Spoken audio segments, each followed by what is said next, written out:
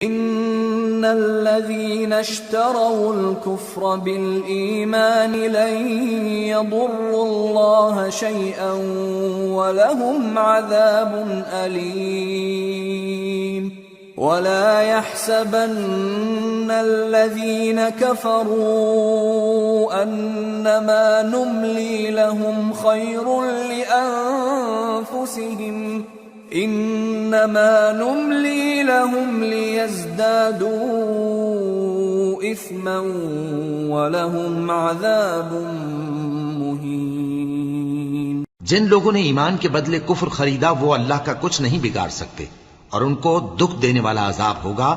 اور کافر لوگ یہ نہ خیال کریں کہ ہم جو ان کو مہلت دیے جاتے ہیں تو یہ ان کے حق میں اچھا ہے، نہیں، بلکہ ہم ان کو اس لیے مہلت دیتے ہیں کہ اور گناہ کر لیں، آخر کار ان کو ذلیل کرنے والا عذاب ہوگا۔